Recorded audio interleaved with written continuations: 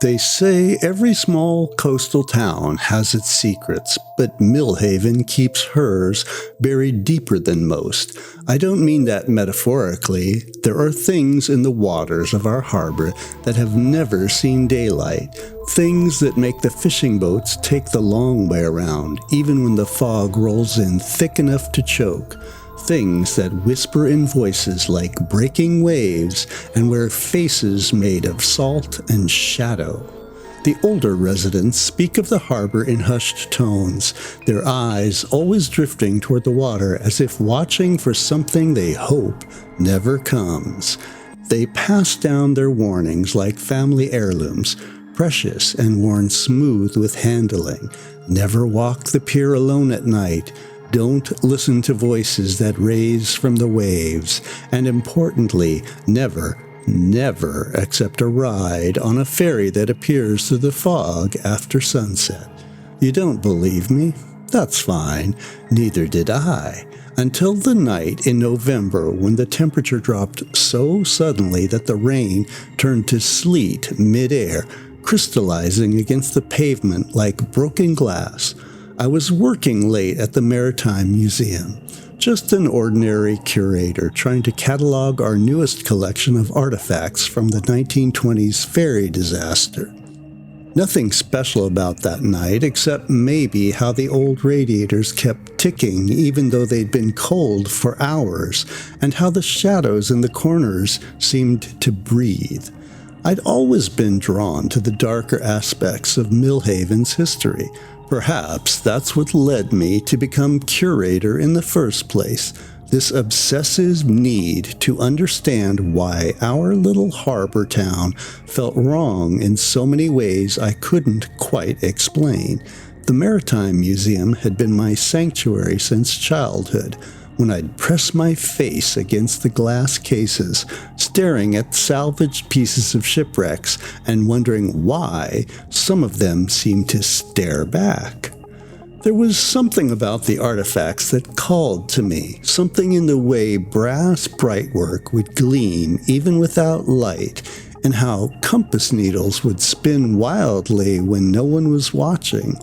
I'd spent countless hours studying the photographs from the Great Disaster of 1923, trying to understand why the people in them sometimes seemed to move between viewings, their faces turning gradually toward the camera with expressions I didn't want to name. The sensible thing would have been to leave before sunset. Everyone in Milhaven knows better than to linger near the water after dark, especially during the neap tide when the moon hangs low and bloated over the harbor like a drowning thing.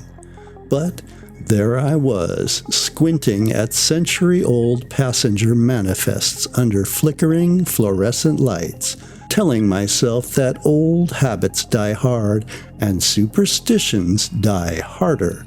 The manifest pages had come to us in a sealed trunk that washed up on Shore Street during the last spring storm. The trunk itself was a thing of nightmares, brass-bound oak that seemed to pulse with its own heartbeat, lock mechanisms that would click and turn by themselves in the night. The papers inside were perfectly preserved, despite decades underwater. Too perfectly preserved, if I'm being honest. The ink hadn't run at all, and sometimes, if I stared at the signatures too long, they seemed to writhe like seaweed in a current. My predecessors had taught me the rules, of course. Never take the shoreline path after dusk. Don't stop if you hear singing from the water. And whatever you do, never accept a ride on the ferry that sometimes appears through the fog, its white hull gleaming like bone despite the fact that the last ferry service ended in 1923. I'd memorized those warnings the way children memorize nursery rhymes, without really believing them, but unable to forget them all the same. The old curator, Ms. Blackwood, had been particularly insistent about the rules. "The harbor remembers," she told me on her last day, eyes fixed on something beyond the museum's rain-streaked windows. "And what it remembers, it keeps." I nodded and smiled, attributing her intensity to age and isolation. It wasn't until later that I learned she'd had a twin sister who disappeared from the harbor path in 1962, leaving nothing behind but a single shoe filled with seawater.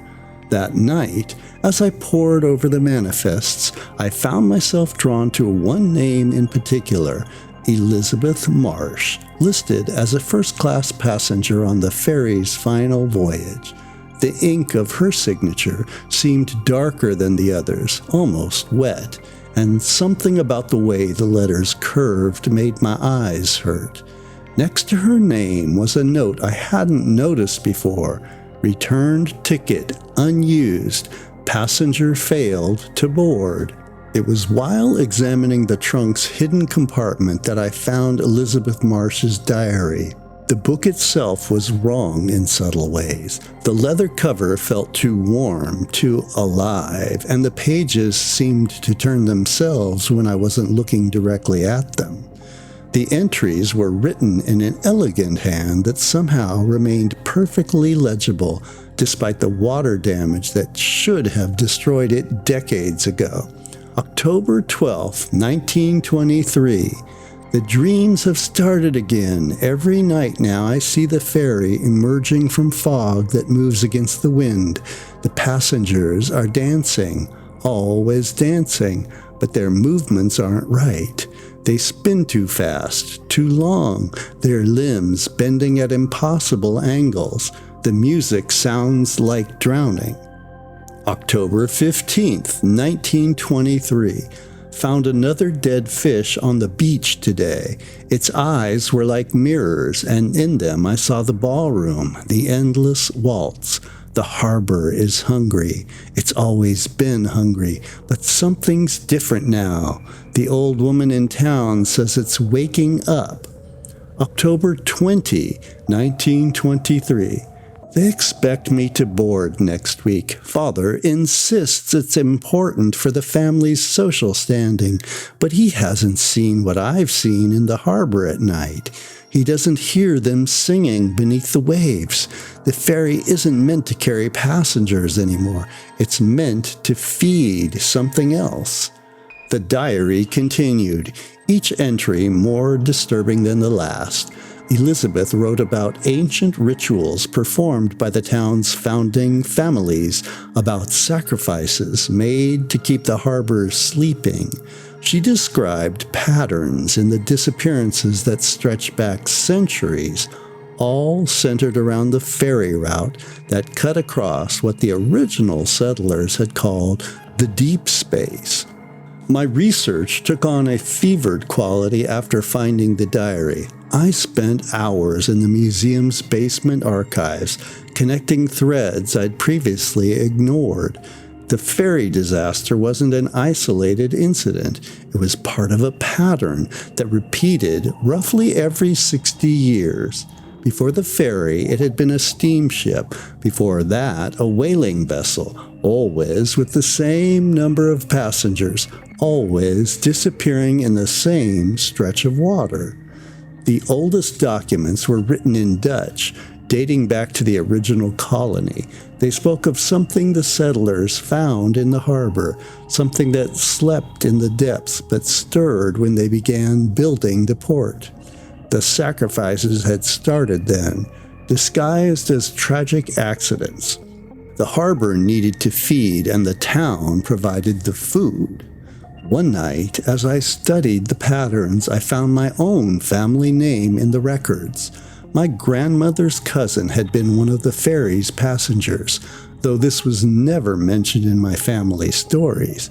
In fact, no one in my family spoke about anything related to the harbor. I began to wonder if this was why I'd felt drawn to the museum, why the artifacts seemed to recognize me. Was the harbor calling its children home? The first sign that something was wrong was the smell. Not the usual harbor stink of the salt, seaweed, and diesel, but something sweeter, like lilies left too long in stagnant water. It crept through the museum's ancient ventilation system, so subtle at first that I barely noticed it. By the time I realized the scent was growing stronger and was beginning to carry hints of brass polish and waltz music, it was too late. The lights went out with a sound like a dying breath, and in that moment of perfect darkness, I heard it. The low, mournful blast of a ferry horn, impossibly close. When the emergency lights sputtered to life, casting everything in a sickly green glow, I found myself staring through the window at something that shouldn't have been there. A ferry, pristine and white, bobbing gently against the museum's private dock. The same dock that hadn't seen a boat in 30 years since the museum was converted from the old harbor master's office. The vessel's name was painted in elegant gold script, the Lady Elizabeth. Even from inside, I could see that its deck was empty, save for a single figure standing at the boarding ramp. The figure, I hesitate to call it a person, wore what appeared to be an old-fashioned porter's uniform, crisp and perfectly pressed despite the sleet. Its posture was wrong somehow, too still, like a photograph that had been placed upright among living things. As I watched, it raised an arm in greeting, the movement as fluid as water, but somehow mechanical, like a music box dancer wound too tight. I was compelled to leave the museum and headed directly to the pier behind the museum, where the ferry was bobbing slowly in the fog, sleet, and seawater. I followed the porter up the gangway, each step carrying me further from the solid reality of Milhaven into something else entirely. The ferry's interior defied physical laws. Corridors stretched for hundreds of feet despite the vessel's modest size, and stairways led to floors that couldn't exist. Everywhere, the air tasted of salt and memory and decay. The ballroom opened before me like a wound in reality. Crystal chandeliers swayed to the rhythms that had nothing to do with the harbor's gentle swells, casting prismatic light across the dance floor that seemed to ripple like water.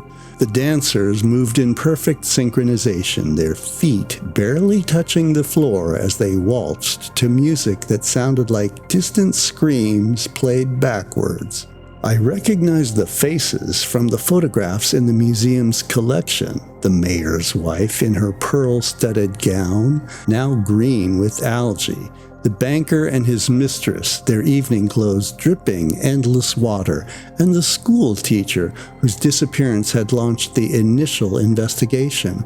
Her face, now smooth and blank as sea glass. But there were other, older faces too, fragments of previous accidents that the harbor had claimed over the centuries. "Welcome to the eternal dance," said a voice like rushing water. I turned to find a woman in a beaded dress that caught light that didn't exist. Her face shifted between young and old, beautiful and terrible, human and something else entirely. "We've been waiting for you." "Elizabeth Marsh?" I whispered, recognizing her from the photographs, though she was both more and less than her image had suggested. Her smile contained too many teeth arranged in patterns that hurt to look at. "The harbor has always called to our family," she said, "just as it called to our ancestors who first found the deep place, who first heard its hunger." As we danced, and I was dancing now, though I couldn't remember when I'd started, Elizabeth told me the truth. The harbor had never been natural. Something slept in its depths. something that had been ancient when the first humans crossed the land bridge into North America. The original settlers had found it and had tried to bind it with rituals and sacrifices. The ferry disaster wasn't an accident, she said, her feet moving in patterns that seemed to leave burning signals on the dance floor. It was necessary. The harbor needs 63 souls every 63 years. It's the price we pay to keep it sleeping. But you didn't board, I said, remembering the manifest. You broke the pattern. Her laugh sounded like ice cracking. I tried to. I thought I could end it, break the cycle, but the harbor always collects what it's owed. When I refused to board, it started taking others. Random disappearances, tragic accidents, children. Her form flickered, showing me glimpses of what she'd become in the decades since. So I came away, but too late. The pattern was disrupted. The binding weakened. We spun past the windows that showed impossible views, Milhaven as it had been in 1923, in 1863, in times before written history. I saw other vessels making this same journey, carrying their cargo of souls to feed something that must never fully awake. The harbor is stirring now, Elizabeth said. The old bindings are failing.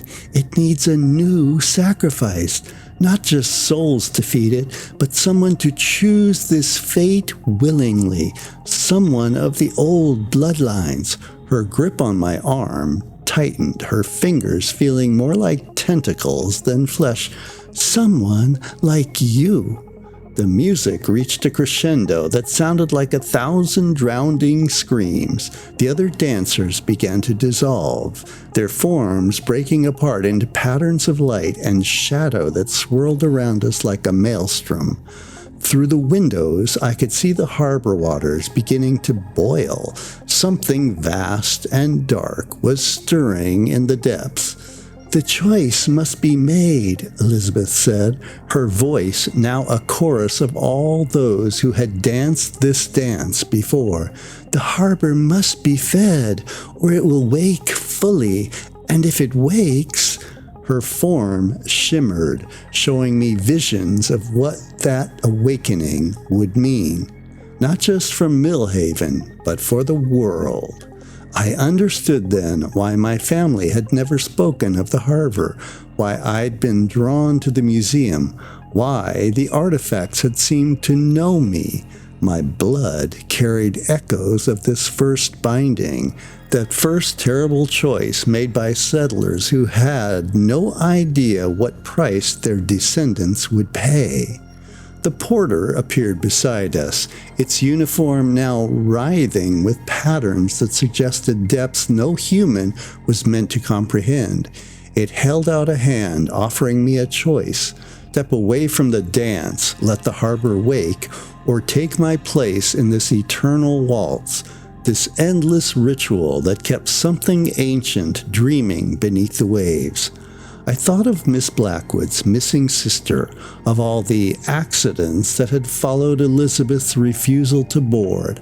I thought of the museum waiting on shore, of the next curator who would be drawn to its mysteries, seeking answers to questions they didn't yet know to ask. The choice in the end wasn't really a choice at all. I took the porter's hand. Now I dance eternally in the ballroom of the Lady Elizabeth, moving to music that sounds like the space between thoughts. Sometimes I catch glimpses of the shore through windows that shouldn't exist, the museum standing dark and patient, waiting for the next seeker of secrets. I see the new curator sometimes, a young woman with my grandmother's eyes, already beginning to feel the harbor's call. But something is different now. My willing choice, my understanding of the price, has changed the pattern. The binding is stronger than before. The harbor sleeps more deeply. Perhaps in time, another will choose as I did, understanding what they sacrifice and why. Perhaps eventually enough willing souls will create a binding that needs no more sacrifices. Until then, I dance. I dance with Elizabeth Marsh, who failed to prevent one horror and so became part of another. I dance with the porter, whose true form I now recognize as something that has never been human. I dance with passengers from every era, their stories becoming part of mine as we move through steps that maintain the barrier between the world above and the depths below.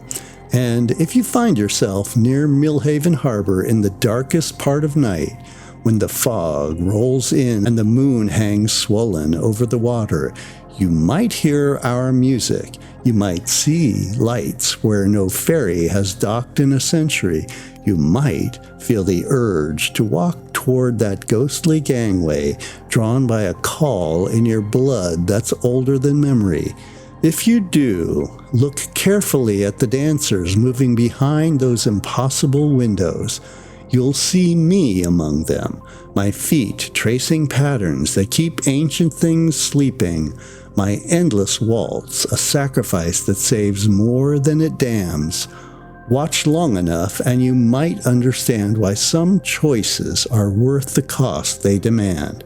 After all, the harbor remembers, the harbor keeps, and sometimes what it keeps is all that stands between the world and something far worse than a ghost story told in a small coastal town. The music plays on, and I dance my part in the ritual of protection and prevention. For every step is a seal, every turn a binding, every partner a fellow guardian in this eternal waltz that keeps the deep things dreaming. And perhaps someday, when the right person reads the right records in the Maritime Museum's archives, they'll understand what we've done, why we dance, why we choose to remain. Until then, the harbor sleeps, and we dance on.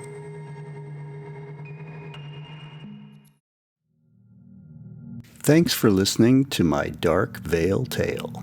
Make sure you like and subscribe to my channel. It really does help me grow this channel so I can make more content for your enjoyment.